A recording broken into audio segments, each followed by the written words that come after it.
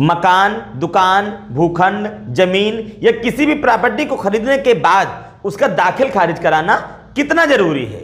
अगर आपने रजिस्ट्री कराने के बाद उसका दाखिल खारिज नहीं कराया है तो आपके हाथ से निकल जाएगी जमीन और सरकार भी नहीं देगी मुआवजा। प्रॉपर्टी खरीदना हर किसी की लाइफ का सबसे बड़ा फैसला होता है। कई बार तो महिलाएं अपने जेवर, गहने गिरवी रखकर जमीन खरीदती हैं, यहां तक कि गहने बेच भी देती हैं जमीन खरीदने के लिए। लेकिन अक्सर लोग जमीन खरीदने के बाद, प्रॉपर्टी की रजिस्ट्री करवाने के बाद निश्चिंत हो जाते हैं और उसका दाखिल खारिज नहीं करवाते हैं। लेकिन आपकी जानकारी के लिए बता दें कि यह आपको जानना जरूरी है कि अगर आपने अपनी जमीन का रजिस्ट्री कराने के बाद दाखिल खारिज यानी कि म्यूटेशन ऑफ प्रॉपर्टी नहीं कराया है तो आप उस जमीन के पूरी तरीके से कानूनी हकदार नहीं होते हैं। सिर्फ और सिर्फ रजिस्ट्री करवाने मात्र से ही आप उसके लीगल ऑनर नहीं बनते। लिहाजा प्रॉपर्टी खरीदने के बाद उसका दाखिल खारिज, म्यूटेशन ऑफ प्रॉपर्टी जरूर कराएं। अगर हम बात करें कि आखिर दाखिल खारिज, म्यूटेशन ऑफ प्रॉपर्टी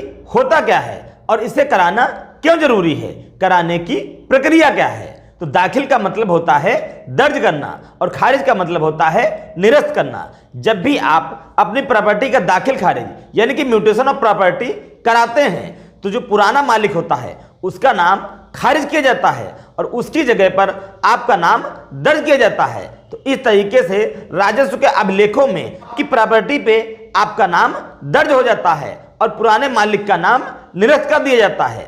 अगर हम बात करें कि इसको करवाने में कितना समय लगता है तो दाखिल खारिज करवाने के लिए आवेदन करने के बाद 45 से 60 दिन का समय दिया जाता है।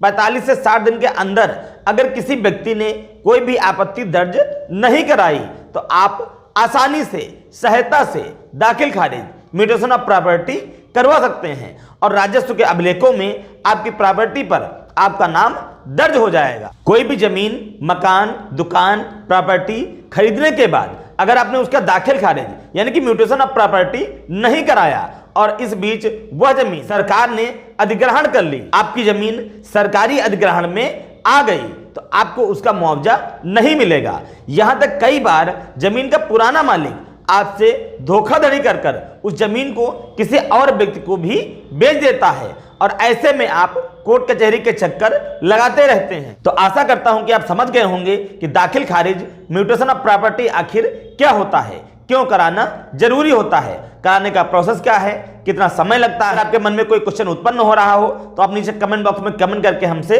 पूछ सकते हैं या कोई मित्र फोन कॉल के जरिए पर्सनली हमसे कानूनी परामर्श लेना चाहता है तो स्क्रीन पर दिख रहे व्हाट्सएप नंबर के माध्यम से हमसे समय ले सकता है। तब तक के लिए देखते रहिए आपका अपना फेवरेट पसंदीदा YouTube channel Pradeep legal help. मैं आपका मित्र Pradeep advocate. YouTube channel Pradeep legal help से वीडियो को लाइक करें, चैनल को सब्सक्राइब करें और अपने मित्रों में व्हाट्सएप पे, फेसबुक पे ज्यादा से ज्यादा शेयर करें ताकि जानकारी का लाभ ज्यादा से ज्यादा लोग उठा पाएं।